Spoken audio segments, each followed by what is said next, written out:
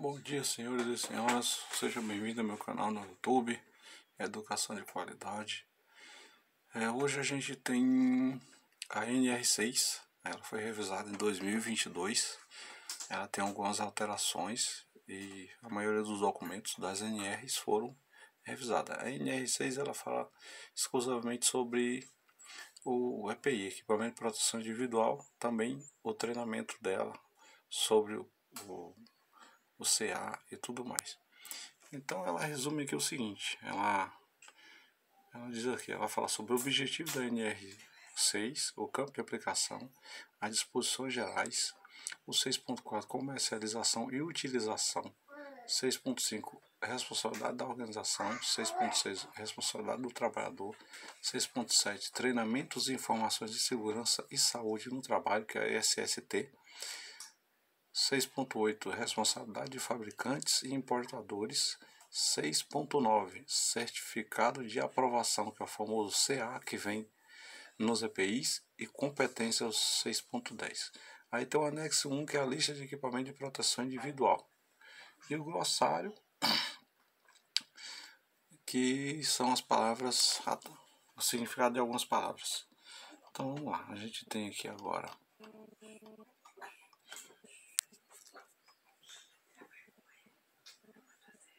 o objetivo, tá? Colocando aqui. O objetivo dessa norma regulamentadora NR 6 é estabilizar os requisitos para aprovação, comercialização, fornecimento e utilização de equipamentos de proteção individual, que é o EPI. Okay? O campo 6.2 é o campo de aplicação. Onde que vai se aplicar isso aí? Ó? O 6.2.1 diz as disposições desta NR se aplicam às organizações que adquirem EPI, aos trabalhadores que os utilizam e assim como os fabricantes e importadores de EPI. Então, onde vai ser aplicada essa norma? As pessoas que adquirem, que compram esse EPI, os trabalhadores que utilizam, no caso pode ser as empresas que compram os próprios trabalhadores, no caso da pessoa autônoma, microempresa ou MEI, que utiliza esse EPI, e os fabricantes e importadores, que são os que fabricam, né, tem que estar dentro dessa norma aí, e as pessoas que importam esse EPI. Para os fins de aplicação nesta NR, considera-se fabricante e pessoa jurídica estabelecida em território nacional que fabrica o EPI ou manda projetar ou fabricar, assumindo a responsabilidade pela fabricação, desempenho e garantia assistência técnica pós-venda. Tá? Depois da venda tem que ter o serviço pós-venda, que é o feedback ao cliente e tudo mais, e comercializa o seu nome ou marca. Tá? Então, os fins de aplicação, né? Fabricante, pessoa jurídica. O 6.2 ele diz o seguinte: 6.2.1.2 para os fins de aplicação desse NR, considera-se um portador pessoa jurídica estabelecida em território nacional, que seja aqui no caso no Brasil, e sob seu nome, sua marca, que importa e assume a responsabilidade pela comercialização. Então tem que importar e assumir a responsabilidade. Desempenho, a garantia e assistência técnica pós-venda do EPI. Então não é só vender o EPI não, se o EPI tiver algum problema, a pessoa tem que dar um feedback, um pós-venda, tem que dar uma assistência. Equiparam-se a importador ou adquirente da importação por conta de ordem e de terceiro encomendamente pré-determinado da importação, encomenda prevista na legislação nacional. Das disposições gerais, a gente tem o 6.3. Das disposições gerais, ele diz o seguinte: para os fins de aplicação da NR6, considera-se EPI o dispositivo ou produto de uso individual, tá? Então não é uso coletivo, é individual, utilizado pelo trabalhador, concebido e fabricado para oferecer a proteção contra os riscos ocupacionais existentes no ambiente de trabalho, conforme previsto no anexo 1. Entende-se ainda, no 6.3.2, como equipamento conjugado de proteção individual todo aquele utilizado pelo trabalhador, composto por vários dispositivos que o fabricante tenha conjugado com um ou mais riscos ocupacionais existentes no ambiente de trabalho. O equipamento conjugado, pessoal, nada mais é que, por exemplo, você usa o capacete e ele já vem conjugado, acoplado com abafador de ruído. Então é um equipamento conjugado, tá? Tem outros exemplos também, mas esse é o mais comum que você vai encontrar numa obra de construção civil. A solicitação para que o produto não esteja relacionado ao anexo 1. Então vamos para o 6.4 aqui, da comercialização e utilização. Vamos colocar só os pontos principais. O EPI de fabricação nacional importado só pode ser posto à venda ou utilizado com a indicação do certificado de aprovação. O que é o certificado de aprovação? Chamado de CA. Expedido pelo órgão de âmbito nacional competente em matéria de segurança e saúde do trabalho. Ou seja, é o governo que tem um órgão que vai fazer essa aprovação, aí, os testes e tal, tudo mais, para poder emitir esse número de certificado. No 6.5, responsabilidade da organização. Cabe à organização, quanto ao EPI, adquirir somente aprovação pelo órgão do âmbito nacional competente em matéria de segurança e saúde do trabalho. B. Orientar e treinar o empregado. Tá? Tem que orientar, ou seja, passar a todos, é isso que a gente está fazendo aqui, esclarecendo sobre EPI e tal, e treinar o empregado quanto a esse EPI. C. Fornecer ao empregado gratuitamente EPI adequado ao risco em perfeito estado de conservação e funcionamento nas situações previstas no subitem 1.5.5.1.2 da norma. Tá? No subitem 1.5.5. Ok? Aqui diz assim, a norma regulamentadora número 1, a NR1, ela fala das disposições gerais de gerenciamento de riscos ocupacionais observadas aquelas medidas de prevenção. Aí continua, D, é registrar o seu fornecimento ao empregado, podendo ser adotados livros, fichas ou sistema eletrônico, inclusive por sistema biométrico. É a famosa fichinha de EPI que as pessoas utilizam. Elas podem ser fichinhas de EPI manuais, tá? Manuscrito, para ser preenchida, impressa. Elas podem ser ficha de EPI em um sistema de como é que se diz? Pode ser feita no Excel. Elas podem ser também digitais. Hoje em dia tem um sistema que já fornece digitais, como você assinar com a biometria. Você vai lá, clica a biometria no computador e já fica registrado como você pegou aquele EPI. Então hoje tem livros, fichas ou sistema eletrônico, tá? Inclusive por sistema biométrico. Exigir seu uso. Então uma das funções do trabalhador é entregar o EPI, mas outra é exigir o uso, tem que exigir o uso. Não, tá usando? Não tô, tem que usar. Se não usar e acontecer algo e não estiver utilizando aquele EPI, existe uma investigação criminal feita pelo técnico de segurança do trabalho, tecnólogo do trabalho, engenheiro do trabalho, que essa investigação criminal o trabalhador pode perder os direitos dele quanto ao acontecimento de sinistro, ao acidente. Responsabilizar-se pela higienização e manutenção periódica quando aplicáveis a esse procedimento, quando aplicáveis. Tem alguns EPI, por exemplo, o plug de auricular, geralmente em 90 dias ele tem que ser descartado e pega outro. Então a higienização dele é feita com sabão neutro ou detergente. Toda vez que for reutilizar ele tem que lavá-lo, para evitar inflamação auricular no ouvido. Então o procedimento em conformidade com as informações fornecidas pelo fabricante portador. E vem já algumas instruções na embalagem de como vai fazer aquele procedimento lá. Substituir imediatamente quando danificado ou extraído. Está usando a bota, rasgou, furou, danificou, tem que ser substituído. Ela não está mais com toda... No H diz, comunicar ao órgão de âmbito nacional competente em matéria de segurança e saúde no trabalho qualquer irregularidade observada. Então, tem qualquer irregularidade, tem que chegar ao responsável mais próximo e comunicar aquela pessoa. O 6.5.1.1 diz o sistema eletrônico para fins de registro e fornecimento de EPI, caso seja adotado, deve permitir a extração de relatórios. Ou seja, você clica lá em restabilidade e ele imprime o relatório do que foi feito. Então ele diz assim,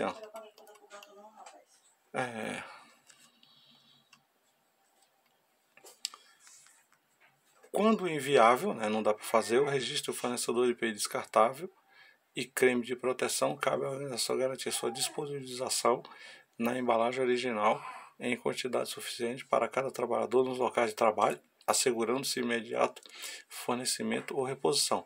Tá, esse creme de proteção aí é um creme que a gente utiliza quando se trabalha exposto ao sol.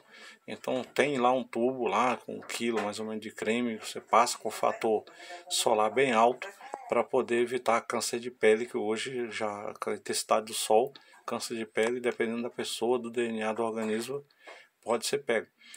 E também tem alguns cremes de proteção que também considera-se como EPI, que é no caso da luva química. Se trabalha com produto químico, você pega, passa aquele creme de proteção lá, chamado de luva química, e ele cria uma camada protetiva contra os produtos químicos, para não ser absorvido pela pele, né?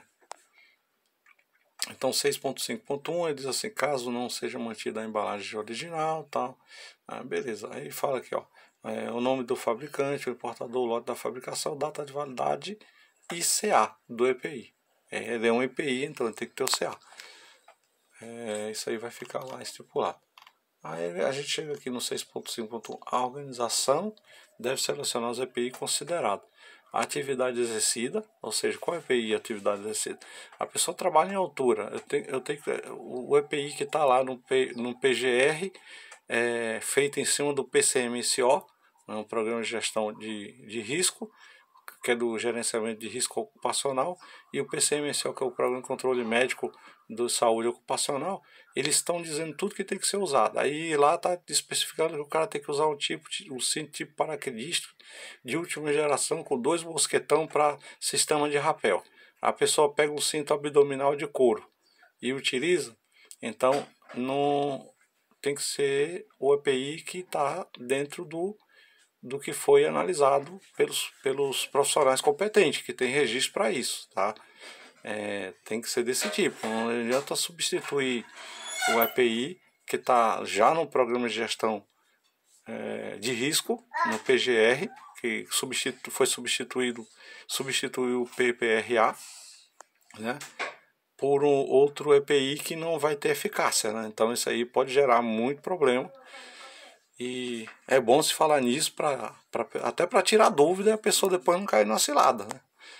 Então aqui fala sobre a eficácia, né, o disposto do anexo 1, as medidas de prevenção em função dos períodos identificados, a eficácia necessária para o controle de exposição ao risco, às vezes estabelecida na norma regulamentadora do dispositivo legais, adequação. Toda norma regulamentadora, ela faz uma exigência mínima, ela não faz exigência média nem máxima, é mínima, é o mínimo que eles exigem. A seleção do EPI deve ser registrada, podendo integrar ou ser referenciada no Programa de Gerenciamento de Risco PGR, ou seja, ela é integrada e tem até o código, o CA dela lá, tá? No PGR, ela é integrada e tem. Para as organizações dispensadas da elaboração do PGR, deve ser mantido o registro que especifica as atividades exercidas ao respectivo EPI. Nesse caso aqui, fala-se quando é uma MEI, mercantil ou EPP, que não está prestando serviço de grau de risco 2 ou 3 ou 4, que ela está dispensada daquilo ali, ela deve ter o próprio registro como comprovante. Se chegar a utilizar algum EPI, ela deve ter a fichinha de EPI, o próprio registro dela. Ela só vai ser dispensada do PGR por causa do grau de risco, tipo o grau de risco 1, né? Ou 2 que não tenha trabalho na construção civil. Então, tem mais aqui. Fala sobre EPI, no subínter, a seleção, responsabilidade do trabalhador. Tá, falou sobre a responsabilidade do empregador, a responsabilidade do trabalhador. O que é que cabe ao trabalhador? O trabalhador, tá, ele deve usar o EPI fornecido pela organização, observar no disposto 6.5.1, que é o que ele vai dar dentro do PGR, utilizar apenas para a finalidade que se destina, tá? Eu tenho que utilizar para o trabalho. Tá? Vamos supor algo, a gente tem um óculos de lente escura, levemente escura para trabalhar sobre o sol, né? Em um canteiro de obra, por exemplo. E às vezes na obra a pessoa não usa o óculos, mas na hora de sair para passear a pessoa utiliza o óculos.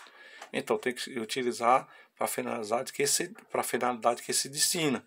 Então naquela hora ali você tem que usar ele, porque ele tem uma proteção também. Ele tem o proteção contra raios ultravioletas e contra raios gama, né, UVA e UVB. Para não queimar a retina, não prejudicar a visão. Responsabiliza-se pela limpeza e a guarda e conservação, então tem que limpar, guardar e conservar. Não pode sair jogando, extraviando, dando pancada com o EPI. Comunicar a organização quando extraviado, danificado ou qualquer alteração e o torne impróprio para uso. Está impróprio para uso, tem que ir lá comunicar. Aí os responsáveis vão ver o que é que eu vou fazer: trocar, substituir, cumprir as determinações da organização sobre o uso adequado do treinamento, que é o 6.7. Então vamos para o treinamento. O treinamento diz o seguinte aqui: treinamentos e informações em segurança e saúde no trabalho. 6.7.1. As informações e treinamentos referidos nesta NR devem atender às disposições da NR1. A NR1 é a base de tudo. 6.7.2. Quando o fornecimento de EPI, a organização deve assegurar a prestação de informações observadas as recomendações do manual de instruções fornecidas pelo fabricante ou importador do EPI, em especial sobre. Então vamos lá. A linha A, descrição do equipamento e seus componentes. A linha B, riscos ocupacionais contra o qual o EPI oferece proteção. A linha C, restrições e limitações de proteção. A linha D, forma adequada de uso e ajuste. A linha E, manutenção e substituição. E a linha F, cuidados em limpeza, higienização, guarda e conservação. Tá, esse aqui é específico no treinamento de EPI, mas no PGR também já vem falando sobre todos esses itens aqui. Já vem todos esses parâmetros que está sendo pedido, já incluído no PGR.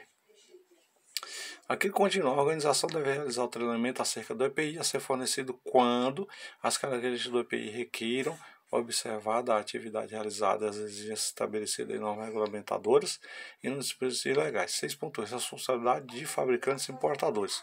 Os fabricantes têm responsabilidade? Tem. Imagina se ele faz um EPI para trabalhar em altura e os talabarte não suporta o peso que está estipulado lá, calculado dentro da lei da física, para uma pessoa de 80 kg, por exemplo.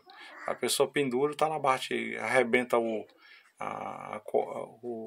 sistema de segurança, né, que fica agarrada lá atrás do cinto, tipo paraquedista.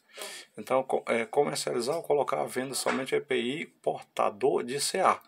Então, nada de comprar EPI sem o CA, que é o código de aprovação, que ele passa por uma bateria de teste e exame para ser aprovado. Emitido pelo órgão de âmbito nacional competente em matéria de segurança e saúde do trabalho. A linha B, comercializar EPI com manual de instruções em língua portuguesa, orientando sua utilização, manutenção, processo de limpeza, higienização, restrição e demais referências ao seu uso. Então, todo EPI, quando for pego, pessoal, ele já tem falando sobre a orientação, uso, como que se vai utilizar. Comercializar o EPI com as marcações previstas nesta norma. Ele vai ter uma fichinha lá também. Responsabilidade pela manutenção, qualidade da CA. 6.8. As informações sobre o processo de limpeza e higienizações do EPI devem indicar, quando for o caso, o número de higienizações acima do qual não é possível garantir a manutenção, proteção original necessária substituindo do equipamento. Como higienização, vamos supor que você pega os talabarte e lava ele, está muito sujo. E para lavar ele e alvejar, você tem que utilizar sabão em pó, água sanitária e pouco leite de sódio. Esses produtos, eles não deixam de ser um pouco corroentes, tá? Eles têm soda cáustica, ele tem NaOH, que é a soda cáustica, eles acabam corroendo isso aí. Vamos supor que depois de 10, 20, 30 lavagens, ele comece a perder a tonalidade da cor e começa a demonstrar que está ficando mais fraco. Então ele fala referente a isso aí. De repente não é mais viável utilizar aquele EPI, por questão que a integridade dele de proteger a pessoa em capacidade de peso e altura por quilo já foi comprometida. Por exemplo, um corpo de 80 kg, quando ele despenca, a força da gravidade ela atua em 9,83 ou 81 metros por segundo ao quadrado. Então o peso de 80 kg já não passa para 80 kg, já vai estar 360 kg, né, pendurado ali. Então a chance de arrebentar aquelas cordas de proteção ali, aqueles elásticos lá, aquele sistema é muito grande. Salvo a disposição encontrada na norma técnica da avaliação. Então ele fala aqui, ó, a EPI pode ser disponibilizado em meio eletrônico desde que apresente a embalagem final ou no próprio EPI. Ele fala sobre a linha, a descrição, B, os materiais de composição, C, as instruções de uso também vai estar lá. D, a indicação de proteção oferecida, peso, capacidade, tal e tudo, as restrições e limitações do equipamento, até onde ele vai, quanto ele pode proteger, o meio de acesso eletrônico, manual completo do equipamento. Agora aqui vai falar aqui no 6.9 sobre o CA,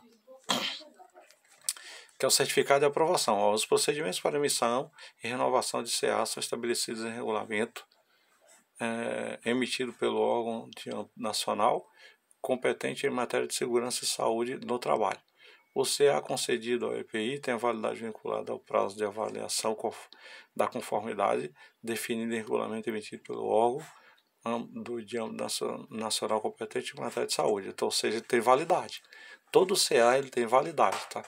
O EPI deve ser comercializado com o CA válido. Então, aquele número de registro é como você ir lá no sistema do governo, você digita o CA. Se aquele CA não for válido, o CA não tem validade, tá? Então, é um número inventado ali, alguma coisa assim. Então, você digitou o CA, está dando que não existe, então já era, né? É inválido. Então, após adquirir o fornecimento, né, do EPI, deve ser observar as condições de armazenamento, o prazo de validade do equipamento, informações pelo fabricante ou importador. Por que importador? Porque às vezes muito EPI pode vir de outros países. Né? Todo EPI deve apresentar características indeléveis, legíveis e visíveis, marcações com o nome comercial do fabricante ou do importador, lote de fabricação e número do CA. Beleza, as competências são 6.10, ele fala o seguinte, ó, cabe ao órgão de âmbito nacional competente em matéria de segurança e saúde do trabalhador alinhar, estabelecer os regulamentos para aprovação do EPI, a linha B, emitir ou renovar o CA, a linha C, fiscalizar a qualidade do EPI, a linha D, solicitar o recolhimento de amostras do EPI ao órgão nacional competente em matéria de segurança e saúde do trabalho, e a linha E, suspender e cancelar o CA. Então, toda a regularização está no órgão do governo que emite, faz os testes desse CA. Agora a gente tem aqui o anexo 1 da NR6, equipamento de proteção individual, que é lista de equipamento de proteção individual. Então eu tenho umas listas aqui, ó. Eu tenho como EPI para proteção da cabeça. O que é que eu tenho para EPI para proteção da cabeça? Eu vou ter aqui o capacete para proteção contra impactos de objetos sobre o crânio, capacete para proteção contra choques elétricos e capacete para proteção do crânio e face contra agentes térmicos. Então só aqui ele te dá 3 tipos de capacete. Um para proteção de impacto, um para choque elétrico, tem um capacete para eletricista específico, um para, às vezes você está mexendo numa linha de alta tensão, encosta a cabeça lá, você não percebe, aí você vai dar um baita choque lá na moleira, então vai ser complicado. Esse capacete ele isola, ele é um isolante. Se você encostar com o capacete lá, não vai levar choque. Capacete para proteção do crânio e face contra agentes térmicos. Aí tem o capuz ou balaclava. Tá? O capuz ou balaclava, ele vai explicar aqui a linha A, B e C. Ele vai dizer o seguinte, que o capuz ou balaclava é o capuz para proteção do crânio e pescoço contra agentes térmicos. Agentes térmicos nada mais é do que temperatura, frio e calor intenso. Ou seja, calor intenso, calor intenso. O calor já é considerado a temperatura ambiente entre 22 a 25 graus. Aí você está em torno de 35 graus, 40 graus já é um calor bem grande, 45 graus. Ou uma acima disso já é bem intenso. Ou o frio intenso, que é um frio a 25 abaixo de zero, 30 abaixo de zero, 40 abaixo de zero. já é frio. Frio já 1 abaixo de 0, a 0 graus já é frio. Agora frio intenso já é tipo 50 graus abaixo de 0, já é um frio bem intenso. Então capuz para proteção do crânio e pescoço contra agentes térmicos, capuz para proteção do crânio, face e pescoço contra agentes térmicos, agentes químicos, tá? Agentes químicos, que esses agentes químicos são produtos químicos, capuz para proteção do crânio e pescoço contra agentes abrasivos e escoriantes. Tá? Agentes abrasivos e escoriantes, são abrasivos, corroentes, escoriantes. Capuz para proteção do crânio e pescoço contra a umidade proveniente das operações com utilização da água. Bom, pessoal, esse aqui ele tem contra a umidade proveniente da operação da água. Esse aqui é muito utilizado pelo pessoal do bombeiros, tá? O corpo de bombeiros utiliza muito esse aqui. É um bem específico que ele dá uma cortada na umidade, porque quando você trabalha com aquele jato de água lá, ele com muito tempo ele costuma a dar frio, né? EPI para proteção dos olhos e face. Então a gente tem os óculos. Que tipo de óculos? A gente tem a linha A, B, C, D e E. A gente tem 5 tipos de óculos para proteção dos olhos e a face. Eu vou passar alguns aqui. Óculos para proteção dos olhos contra impacto de partículas volantes. Óculos para proteção dos olhos contra luminosidade intensa, que é aquele óculos do soldador, né? Óculos para proteção dos olhos contra radiação ultravioleta. Óculos para proteção dos olhos contra radiação infravermelha, que aí tem o UVA e o UVB, ultravioleta e infravermelha, que é esses óculos de sol que a gente tem, que tem um selinho lá, UVA e UVB. Óculos de tela para proteção limitada dos olhos contra impactos de partículas volantes. Tá? Sob inspeção jurídica. Protetor facial, a gente tem vários aqui, ó.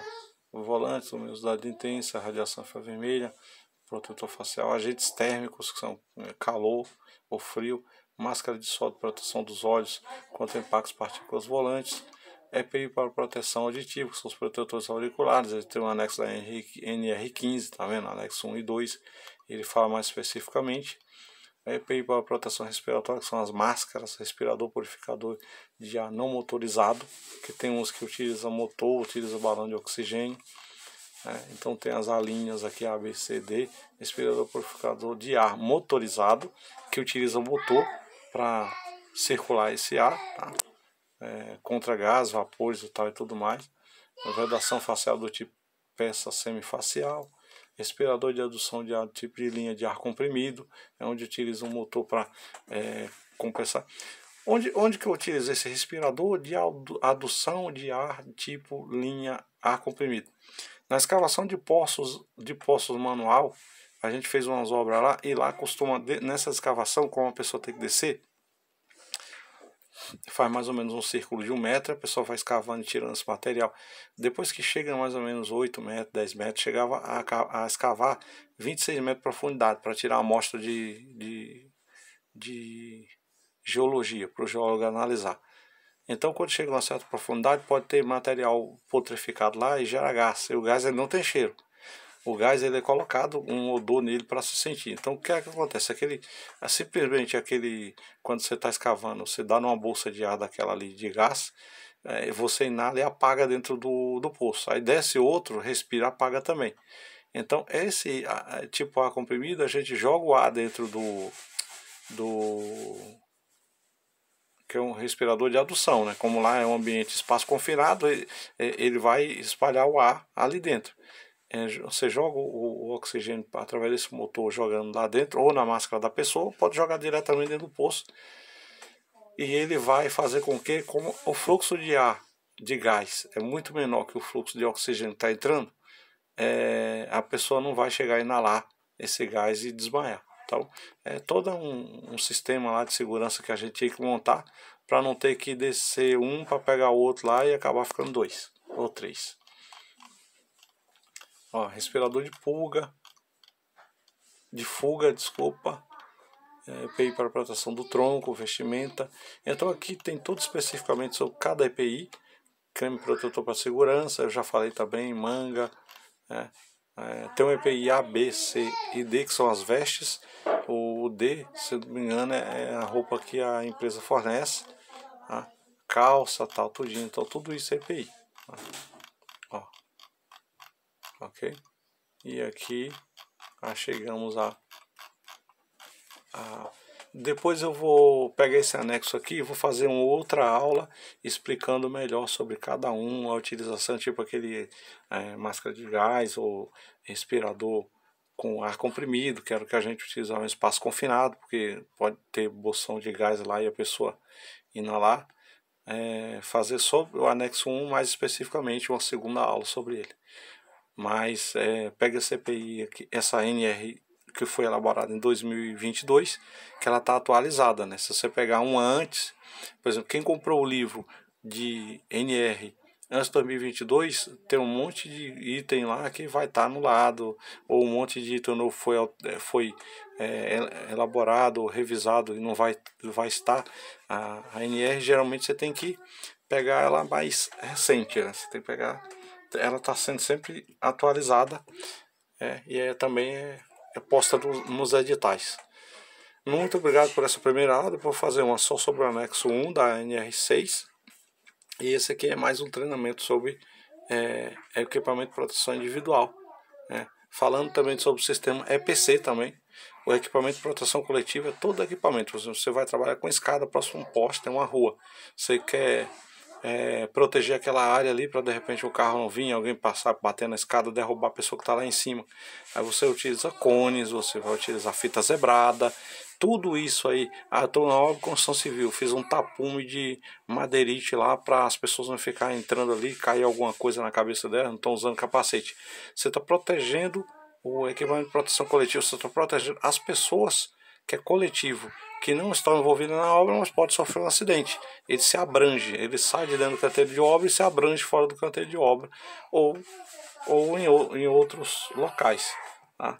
Então é o EPC. Então depois eu falo mais sobre EPC, vou pegar algumas fotos, alguns vídeos ilustrativos e também sobre o anexo 1 da NR6 sobre EPI.